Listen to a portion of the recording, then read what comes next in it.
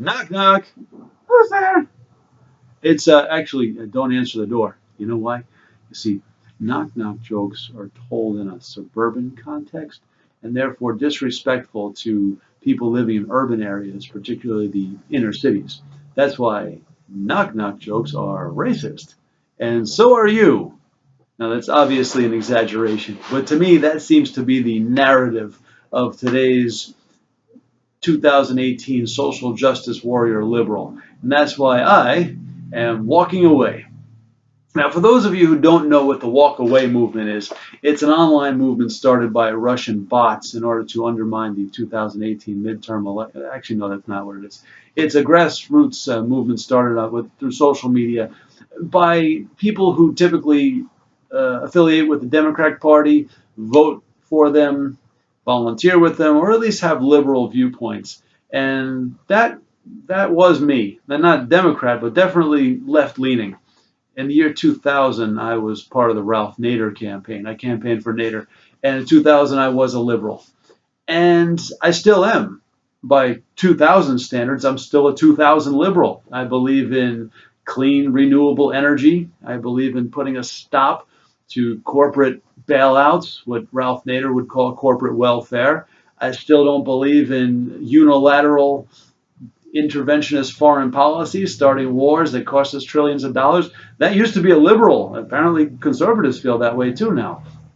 So I'm walking away. I'm part of the walk away movement, and I hope that if you are on the fence, left leaning, but tired of what the established left is pushing, you'll join this movement too. Now, why now? What has changed? I can't stand anybody too far to the left or too far to the right, but what has changed? What's changed is what's happening on social media and what's happening on TV. Excuse me. The other day, I saw the first walk away video, which is pretty new, but has already gotten hundreds of thousands of hits, and people are supporting this.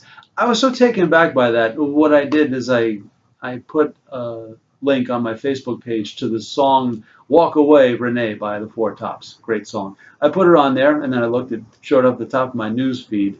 And then I edited the post to put the walk away hashtag on there, and suddenly it disappeared from my news feed. And I'm thinking, maybe Facebook is conspiring. Looks that way to me, but I can't tell. But I do know that YouTube, if you, around, I don't know if it was the same day or the day before, you click on the YouTube icon and it takes you to a live feed of Barack Obama speaking in South Africa.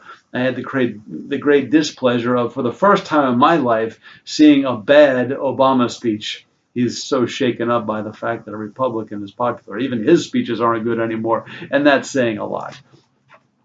But also on Facebook through friends of mine. And I still consider you to be my friends if you're watching this, even if I have unfollowed you, even if I have snoozed you for 30 days because I can't stand your political postings anymore. I still consider you a friend with so much animosity.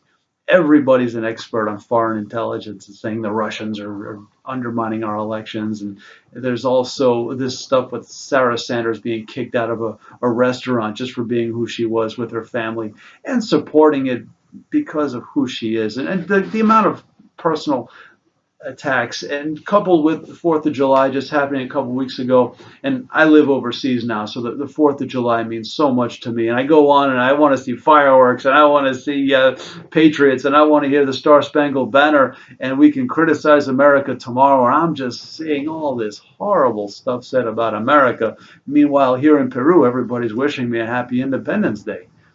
So that got me to the point where I really want to speak up. Some of you know who I am, and hopefully the hundreds of thousands of people who are going to see this video also agree with me.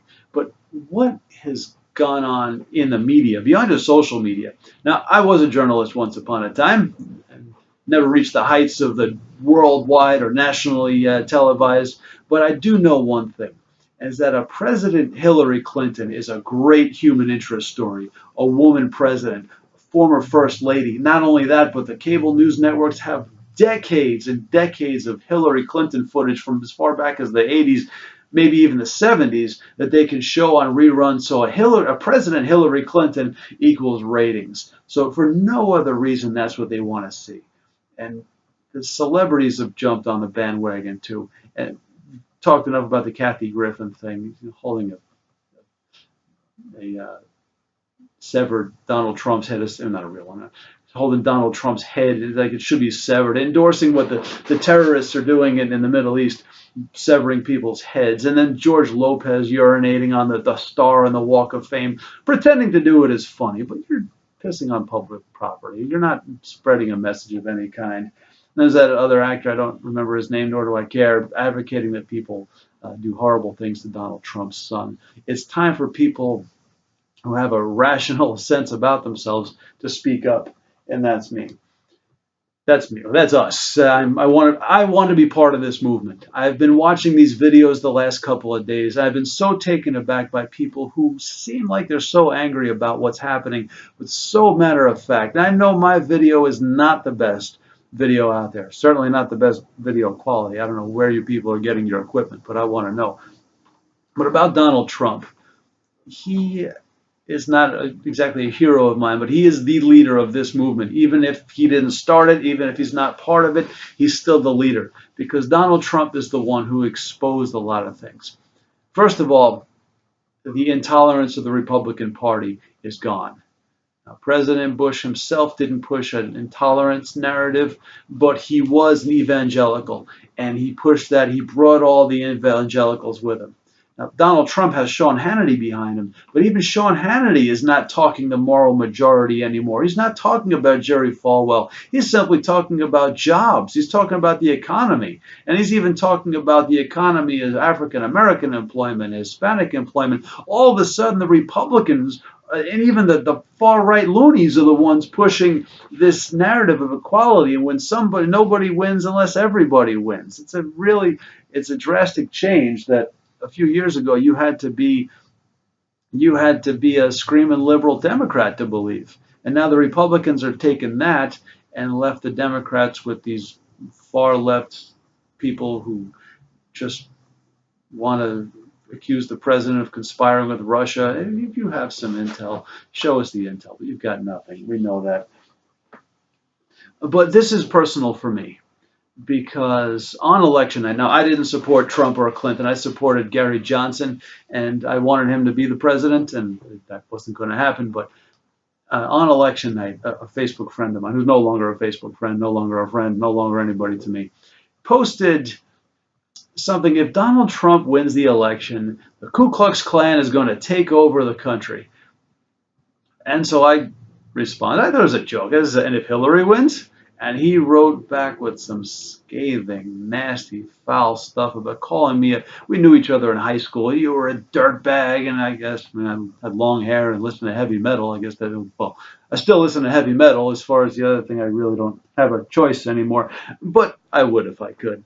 And so I private messaged him. What's gotten into you? What's wrong with you? And he went off. And you can curse at me all you want, but he was making racial slurs against my wife, who she's Peruvian, and sexual things that, if I could reach through the screen, I would. And the thing is, I'm still friends with his brother. I'm still friends with his cousin on Facebook. And, we were friends back then. I like to think we still are.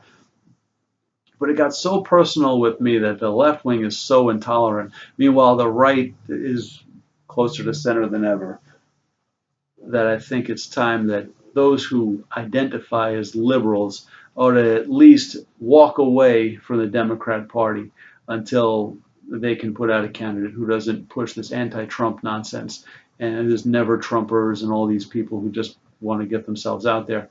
I'm not doing this for me. I'm doing this to support these videos of people who are so different than I am demographically, but we think so much the same about the United States and how I miss it, and I wish I could be part of it. But what now? What are we going to have some notes here? I don't know. Some of you posting these videos, I don't know how you do it without notes, but they're excellent. Anyway, what now? Think about 7 years ago. Jon Stewart hosted the rally to end the insanity, I think it was called. And it was so great. I mean, it was millions of people who showed up in Washington to just stop talking about these hot button issues. I remember thinking President Obama should love this. Hopefully he'll show up and make a cameo. Problem is, President Obama was in Connecticut at a political fundraiser that day. And that was one of many disappointing moments for President Obama. Speaking of President Obama, I canvassed for him in 2008. I remember when I voted for him, I had the ballot and the envelope. Hey, where do I go with this envelope? Yeah, this one is mine. The one that says Obama, Barack Obama. This one right here. Yeah. And then 4 years later, I voted for him again. I'm like, just get this thing out of my hands, will you? So I am, I'm proud to share a biological classification with a fine Homo sapien like Barack Obama. As far as him as president, I liked him. I don't know why, but I'm pretty sure there's a good reason why I liked him. Ex-President Obama, he can, if he's in South Africa, let him stay there for a while and let him go back where he came from, Honolulu. But his time has come and gone. I appreciate his service to this country, but that's it. He pushed the Hillary Clinton narrative. Hillary corrupted him, corrupted his presidency, corrupted his administration, and corrupted his integrity by the way he has pushed for her and will not grant concession to the fact that Donald Trump is doing great things for the United States of America. I'm by no means a blind faith follower of Donald Trump, but he has done things for the country that go far beyond his own personal interests. And I admit, I grew up in the 80s in New York. I like big, exaggerated personalities, and he is that. I do get a testosterone fix. I'm a former Marine, so seeing James Mattis as our Secretary of Defense instead of that bureaucrat Ash Carter running things, that gives me my testosterone fix. My itsy bitsy teeny weeny retirement account is up 30%. I can probably pay a full semester if I want to go back to Cortland. So what now?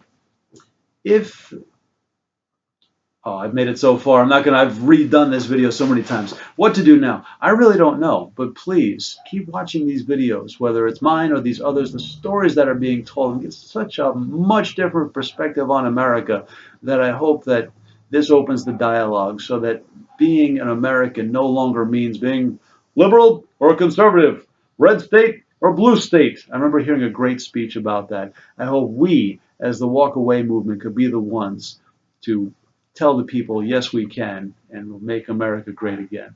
Thank you.